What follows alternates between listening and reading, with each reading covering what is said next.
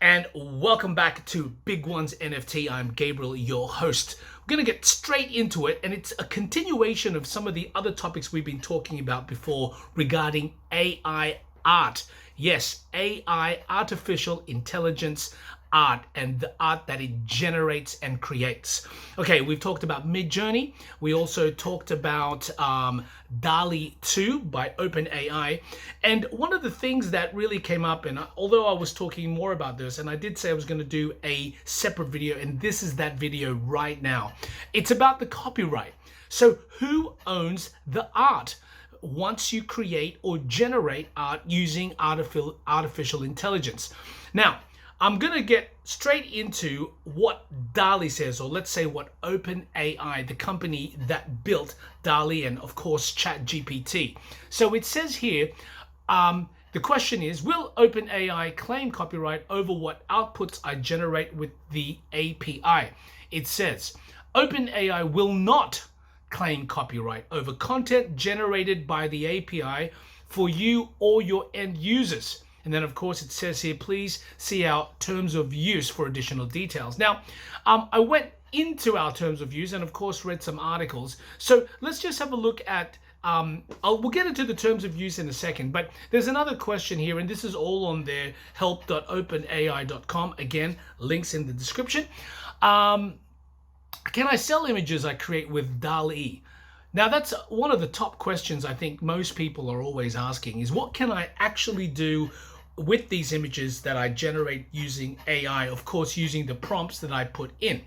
Now, it says here, subject to the content policy and terms, fair enough, you, that's us, or the creator, own the images you create with DALL-E, including the right to reprint, sell, and merchandise, regardless of whether an image was generated through a free or paid credit. I think DALL-E has a couple of options, and one is paid, of course, and the other one is free, which I think most of us are using. I'm using as well.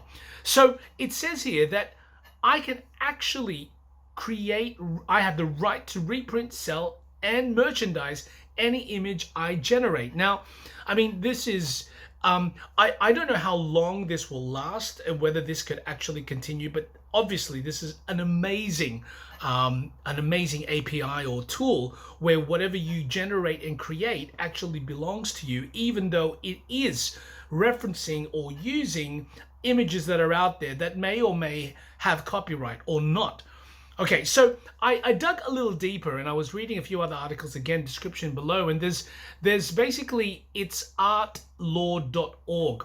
And I think one of the, I'm just going to summarize what it says. It's a bit of a long article, again, links in the description below, but in general, at least in America, what they usually say who owns copyright is one of the criterias to claim copyright is that it needs to be a human being, right, that's created that. So I think that in its essence, and so therefore AI or artificial intelligence generated art, because it's an algorithm that's created it, technically speaking, doesn't belong to anyone.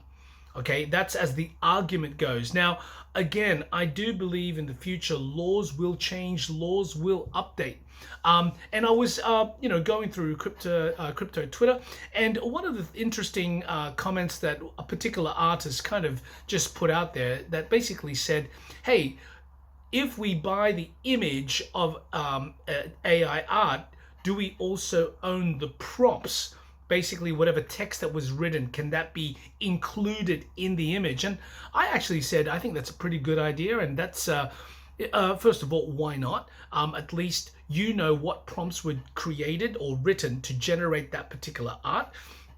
So I do think that I think there's some basis there for, look, it's not really, it's not really defining who owns the copyright, but at least me as an NFT buyer, that particular NFT, the prompt that was created, that's pretty cool and at least a little bit more complete to know that I also know what prompt, and that also belongs as part of my NFT, even though maybe there are other NFTs using a similar prompt. And I think if you actually want to go deeper into this, there's another kind of debate out there, is if similar or the same prompts are used to generate the same, who owns what, right? And I think it's just always stemming back. And again, I think the baseline is that it's basically whoever created it at the end of the day owns it, right? So whoever can prove that they put those prompt commands in and generated that image, they own it.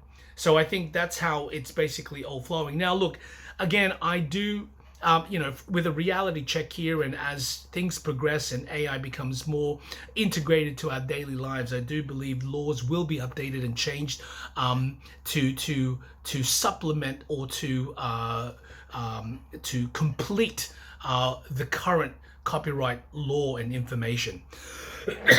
Excuse me. So anyway, look, I think that's what I just wanted to talk about today. Really important. And of course, another big subject is royalties, and that's kind of connected obviously to who owns the particular artwork. But I do believe AI generated art is here to stay, and if anything will become more apparent in our daily lives in the years ahead of us. But it's a very exciting time indeed for artists, and also just for normal people who can literally just log on and type a few words and create their own artwork. I think that's an amazing step.